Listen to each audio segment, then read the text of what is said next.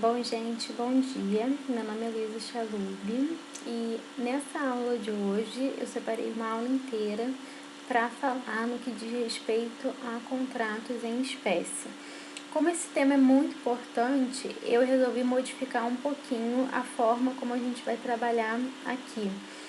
Como é um tema de grande incidência, mas a gente também já viu muitas questões que vão ajudar vocês a resolverem as questões propostas pelas provas dentro de contratos, parte geral e dentro do direito das obrigações, aqui eu quero fazer um aprofundamento da matéria. Então, eu quero trabalhar com bastante jurisprudência, quero trabalhar com os pontos que são mais importantes em relação à doutrina e também quero trazer as questões. Eu acho que dessa forma a gente consegue fazer um estudo mais completo para um ponto que é tão importante. Então, começando aqui, vamos falar do contrato de compra e venda, um contrato que tem bastante importância, bastante incidência em provas de concurso. Começando aqui, eu separei um julgado para abrir essa aula e aí depois a gente vai ver o posicionamento da doutrina sobre esse tema e depois também o posicionamento da banca sobre esse tema, como esse tema vem sendo cobrado. Bom, vamos lá. Primeiro caso aqui a ser enfrentado, contrato de compra e venda.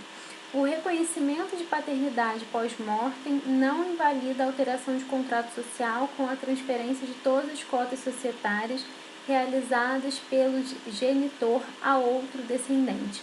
Bom, o que a gente tem que saber aqui para entender esse julgado da melhor forma possível? São as restrições à compra e venda. Então, o contrato de compra e venda, ele tem 4 restrições previstas no Código Civil. São algumas particularidades que eu quero passar a ver agora com vocês para que a gente aprofunde em respeito a esse tema. Bom, a primeira dessas restrições é da venda de ascendente a descendente. E aí, gente, já adianto para vocês que além da gente estar vendo isso agora, além de ter mais uma questão, tem também um outro julgado sobre esse tópico da venda de ascendente a descendente. Mas sobre essa questão da venda de ascendente para descendente, o que diz o Código? Isso está lá no artigo 496 e ele diz que é anulável a venda de ascendente a descendente, salvo se os outros descendentes e o cônjuge do alienante expressamente houverem consentido. Então, a gente tem que ter aqui um consentimento expresso para que essa venda ela possa ocorrer. Outra restrição à compra e venda, gente, compra por pessoas que estão exercendo certos cargos. Isso é muito interessante. É uma forma do Código de tentar proteger algumas pessoas que estão em situações ali de vulnerabilidade. Por exemplo, a gente tem as hipóteses elencadas no artigo 497. Vamos lá. Sob pena de nulidade, não podem ser comprados, ainda que haja pública. Inciso 1º, tutores, curadores, testamenteiros e administradores, os bens confiados à sua guarda ou administração, para que ali não haja uma confusão, um conflito de interesses, né? Inciso 2º, pelos servidores públicos em geral, os bens ou direitos de pessoa jurídica que servirem ou que estejam sob sua administração, direta e indireta. Também, questão do conflito. Inciso 3º, juiz, secretários de tribunais, arbitradores, peritos e outros serventuários ou auxiliares da justiça, os bens ou direitos sobre que se litigiar em tribunal, juiz ou conselho, no lugar onde servirem ou a que se estender a sua autoridade. E, por fim, os leiloeiros e seus prepostos, os serviços de cuja venda sejam encarregados. Prosseguindo aqui para as outras hipóteses de restrição. Então, a venda cônjuge, diz o artigo 499 que é lícita a compra e venda entre cônjuges com relação a bens excluídos da comunhão. Então, pode sim vender desde que sejam esses bens que não estejam contidos ali na comunhão. Temos ainda uma outra restrição que diz respeito à venda por condômino de coisa indivisível. Diz o artigo 504, não pode um condômino em coisa indivisível vender a sua parte a estranhos, se outro consorte quiser, tanto por tanto. O condômino, a quem não se der conhecimento da venda, poderá, depositando preço, haver para si a parte vendida a estranhos, se o requerer no prazo de 180 dias, sob pena de decadência. aquele direito, é o chamado direito de preferência, né? Então, por exemplo, suponhamos que eu tenha lá uma fazenda que eu herdei com os meus irmãos. Se eu não tenho interesse naquela fazenda, não pretendo ir para ali passar férias, não pretendo oferir lucros dali, o que eu posso fazer, gente? Eu posso vender para qualquer um? Não, antes eu tenho que dar o direito de preferência ali para um dos meus irmãos, ver se nenhum deles quer adquirir aquela fazenda, e aí tudo bem. Quer dizer que é impossível, então se ninguém quiser eu não posso vender? Não. É possível que eu venda assim para terceiros, mas o código ele traz ali uma proteção para essas pessoas. Já é difícil que você tenha uma propriedade com pessoas que você conhece, que você tem uma certa relação. Se você for pulverizando isso, se você for vendendo isso para pessoas distintas, isso acaba criando uma situação ainda mais complexa. Bom, agora a gente voltando aqui para a resolução daquele julgado, a gente leu ali em cima, só ementa. Deixa eu voltar para que vocês relembrem o que a gente estava falando. Qual é a conclusão desse julgado? A conclusão ele fala que o reconhecimento de paternidade pós-mortem não invalida a alteração do contrato social com a transferência de todas as cotas societárias realizadas pelo genitor a outro descendente. Então, gente, via de regra, o que a gente viu aqui? A gente tem 4 restrições em relação à compra e venda, que é ascendente para descendente, certas pessoas, é o caso aqui do condomínio e o caso da venda a cônjuge. O que isso quer dizer, gente? Quer dizer que, nesse caso específico, a gente está falando da restrição no que diz respeito à venda de ascendente para descendente. Qual foi o caso que chegou no STJ? Olha, houve o reconhecimento de uma paternidade pós-mortem, isso é possível, você pode deixar o reconhecimento em testamento, houve esse reconhecimento, e aí, se houve esse reconhecimento dessa paternidade pós-mortem, isso quer dizer que havia um irmão. Se havia um irmão, qual é a consequência, qual é a regra do artigo 496? É que se todos os irmãos, né, se os outros descendentes e o cônjuge não derem anuência, essa venda poderia ser anulada. Agora, foi isso que o STJ entendeu?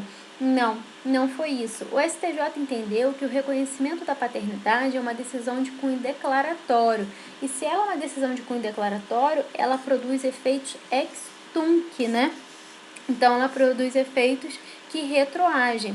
Apesar disso, essa decisão ela não pode alcançar e modificar os efeitos jurídicos de situações de direito que já haviam sido definitivamente constituídas, né? O direito adquirido. Assim, essa decisão na ação de investigação não terá condão de tornar inválido um negócio jurídico que no momento em que foi celebrado era válido segundo as circunstâncias fáticas existentes na época. Gente, eu achei esse julgado, eu considero esse julgado muito interessante porque a gente revisa essa parte da matéria em relação às restrições da compra e venda. É um julgado que ele traz uma exceção a uma coisa que seria óbvia pra gente, né? Então, se o artigo, se o Código Civil ele estipula que tem que ter consentimento de todos, se surge um novo filho, a gente poderia imaginar que esse novo filho teria sim que dar essa anuência, mas não é esse o caso. O STJ se posicionou em sentido contrário e é uma decisão que faz sentido, né? A gente considera aí que haveria um direito adquirido. Agora, gente, eu coloquei esse esqueminha aqui embaixo que eu acho bastante interessante, principalmente quando a gente lê julgado, às vezes a gente está lendo doutrina também, tem algumas expressões em latim que ficam ex tunc, ex nunc, e a gente tem que saber o significado delas. Isso pode vir na prova para vocês. Uma boa forma da gente diferenciar essas expressões é com esse desenhozinho que eu coloquei aí para vocês. Tem gente que acha isso um pouco bobo, mas ajuda na hora da prova. Então, se ajudar vocês a resolver a questão, é isso que importa. O que a gente tem que pensar, então, gente? Ex tunc, você bateria na testa da pessoa, porque tunc tem T e testa também tem T. Então, se você bate na testa de uma pessoa, ela vai para frente ou vai para trás, gente? Ela vai para trás, né? Se bate na testa de alguém, essa pessoa vai para trás. Quer dizer, então, que retroage, retorna, vai para trás, né? E o ex nunc, gente, o ex nunc, você tem que imaginar que esse Nzinho aí é porque tá batendo na nuca de uma pessoa. E se você bate na nuca da pessoa, ela vai para frente ou vai para trás? Vai para frente, né? Você está batendo na nuca dela. Então, ela não retroagiria. Gente, é interessante notar que as decisões de cunho declaratório, normalmente, a não ser que o STF module isso, né? Que existe a possibilidade de modulação dos efeitos, mas normalmente ela tem efeitos ex tunc, né? Elas retroagem. Por quê, gente? Porque se eu estou declarando alguma coisa, é porque aquela coisa já existe. Eu só estou declarando a sua existência. Então, decisões de cunho declaratório têm efeitos ex tunc, quer dizer que retroagem. Agora, decisões de cunho constitutivo, elas têm efeitos ex nunc, quer dizer que não retroagem. O que isso quer dizer? Por que eu estou falando isso? Porque se eu tenho uma declaração de cunho constitutivo, quer dizer que eu não tinha aquela situação ainda anteriormente e que aquela sentença está criando, está constituindo. Isso é importante para que vocês resolvam uma série de questões. Agora, falando em questões, vamos ver uma questão aí da prova da OAB sobre esse tema. Olha como funciona, como estava essa questão. Antônio, divorciado, proprietário de 3 imóveis devidamente registrados no RGI, de valores de mercado semelhantes, decidiu transferir onerosamente um de seus bens ao seu filho mais velho, Bruno, que mostrou interesse na aquisição pelo valor próximo aos mercados. No entanto, ao consultar seus 2 outros filhos, irmãos do pretendente comprador, um deles, Carlos, opôs-se à venda. Diante disso, bastante chateado com a atitude de Carlos, seu filho, que não concordou com a compra e venda do imóvel, decidiu realizar uma doação a favor de Bruno. Gente, o que a gente viu lá com aquele exemplo do julgado e com o exemplo da doutrina passado? Que a compra e venda de ascendente para descendente necessita da autorização de todos os filhos e do cônjuge, né? Se um deles não autorizar, vamos supor que a pessoa tenha 10 filhos e seja casado. Se um dos filhos não autoriza, isso já é suficiente para que essa compra e venda não seja celebrada, tudo bem? Em face do exposto, assinale a afirmativa correta. Gente, já adianto para vocês que a afirmativa correta é a letra D. O que diz a letra D? É legítima a doação de ascendente para descendente, independentemente da anuência dos demais, eis que o ato importa antecipação do que lhe cabe na herança. Gente, exatamente, a gente vai ver, eu vou mostrar para vocês já, que a gente tem um dispositivo que permite isso. Então, olha, para que haja a venda desse imóvel, a gente precisa de autorização de todos. Se a gente não tem autorização de um dos filhos, isso já seria suficiente para levar a possível anulação, né, daquele contrato de compra e venda. Agora, no entanto, a doação ela é livre, porque ela vai importar em adiantamento da legítima.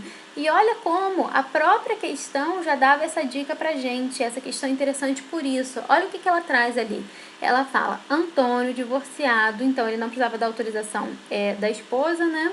Proprietário de 3 imóveis devidamente registrados de valores de mercado semelhante. Isso que era importante, essa era uma boa dica da questão aí para direcionar a possibilidade de doação. Por que isso quer dizer, gente? Quer dizer que se ele é divorciado e ele tem 3 filhos, teoricamente ele teria ali como herdeiros legítimos, né, só esses 3 filhos, que são aí, ele colocou o nome Carlos, Bruno e não colocou o nome do outro, mas enfim, Carlos, Bruno e mais algum. E aí, ele pretendia fazer essa venda. Carlos não concordou. Agora, ele tem ali praticamente um apartamento, uma casa, né, que ele queria vender, ele tem praticamente o adiantamento da legítima já estipulado na questão, porque ele fala que ele tem 3 filhos, que ele tem 3 imóveis e que os imóveis são de valor de mercado semelhante. Então, essa questão, ela direcionava você já para a resposta correta. E aí, a explicação aqui de uma forma mais aprofundada, para a gente aprofundar mais nesse tema. Olha, a doação do ascendente para o descendente, ela não necessita de consentimento dos demais herdeiros. Por que ela não necessita, gente? Porque nos termos do artigo 544, a doação de ascendente para descendente ou de um cônjuge a outro importa no adiantamento do que lhes caberia a herança, é o chamado adiantamento da legítima. Agora, a compra e venda, a gente viu que precisa da anuência dos demais cônjuges, dos demais descendentes e do cônjuge, né? É o que estava lá no artigo 496. É anulável a venda de ascendente a descendente, salvo se os outros descendentes e o cônjuge do alienante expressamente houverem consentido. Então, todos têm ali que expressamente consentir. Gente, essa é uma questão muito boa, foi muito bem trabalhada. Espero que tenha ficado claro para vocês o que a gente viu aqui em relação à doutrina, em relação ao informativo de jurisprudência, em relação a essa diquinha aqui que eu coloquei para concurso. Porém, eu queria ir um pouco mais além. Tem um plus aqui nessa questão que eu queria trabalhar com vocês, que é justamente esse julgado aqui. Olha, temos mais um julgado em relação a isso. Esse julgado fala para a gente: para que a venda de ascendente para descendente seja anulada, que é a previsão que a gente viu lá do artigo 496 do Código Civil, é imprescindível que o autor da ação anulatória comprove, no caso concreto, a efetiva ocorrência de prejuízo aos herdeiros necessários, não se admitindo a alegação de prejuízo presumido. Isso porque esse negócio jurídico não é nulo, não tem nulidade absoluta. O que tem é anulabilidade, né? É meramente anulável, que é uma nulidade relativa. E aí o STJ prossegue: logo, não é possível ao magistrado reconhecer a procedência do pedido no âmbito de ação anulatória de venda de ascendente a descendente com base apenas numa presunção de prejuízo decorrente do fato de o autor da ação anulatória ser absolutamente incapaz quando da celebração do negócio jurídico dos seus pais. Bom, gente, é muito interessante também esse julgado porque ele relativiza essa regra que a gente acabou de estudar, né, do artigo 496. Então, algumas consequências do fato de a venda ser meramente anulável. Quais são essas consequências? Primeira, ela pode ser ratificada posteriormente, mesmo tendo sido feita sem o consentimento, né, de uma daquelas partes. Então, essa ratificação ela é possível. Nesse caso, por exemplo, que era um menor de idade, né, se ele não deu a ratificação dele na época, ele pode vir a dar depois. Outra consequência, o juiz não pode decretar de ofício essa anulabilidade, porque a gente sabe que o que o juiz pode decretar de ofício são justamente os casos de nulidade e não anulabilidade. E, por fim, o oficial de registro de imóveis não pode se opor ao registro, deixar de registrar a transferência do domínio, suscitando a falta de anuência dos demais herdeiros, porque está previsto lá na Lei 6.015 de 73, que é a Lei de Registros Públicos, que, em verdade, o oficial de registro ele funciona assim como um tutor da lei, ele funciona ali como mais um controle da lei. No entanto, está previsto que o oficial de registro ele tem que ficar de olho, ele tem que ficar ali consciente, ele tem que tomar cuidado com as causas de nulidade e não de anulabilidade. Então, acho que esse caso aqui, ele fecha bem essa matéria que a gente estava conversando em relação à restrição dos contratos de compra e venda, porque a gente viu ali 4 exceções. No entanto, no que diz respeito ali, a primeira das exceções que a gente viu, que é a venda de ascendente para descendente, a gente viu que a gente tem várias particularidades, como, por exemplo, a declaração de uma paternidade pós-mortem, ela não invalidaria uma situação já constituída. Da mesma forma, a gente viu que se um desses descendentes ele não deu a anuência dele, isso não vai importar automaticamente em uma anulabilidade daquela compra e venda, daquele negócio jurídico, porque é indispensável que ele comprove que realmente houve um prejuízo, já que a gente está tratando aqui de causa de anulabilidade e não causa de nulidade. Tudo bem, gente? Bom, então eu quero encerrar esse bloco aqui que a gente falou sobre essas questões de compra e venda. Queria agradecer pela atenção de vocês, pedir para vocês seguirem o Curso PED lá no Instagram, se inscreverem aqui no canal do YouTube também. A gente vai voltar no bloco que vem, essa aula inteira para que a gente se dedique a contratos em espécie, trabalhando da mesma forma, tentando trabalhar com julgados, doutrina e casos concretos que foram trabalhados pela banca, tudo junto para que a gente tenha uma visão realmente global de como a gente pode tratar esses temas, como a gente pode verticalizar, aprofundar nos temas, já que a base a gente já viu bem em direito das obrigações e também em contratos parte geral. Tudo bem? Muito obrigada.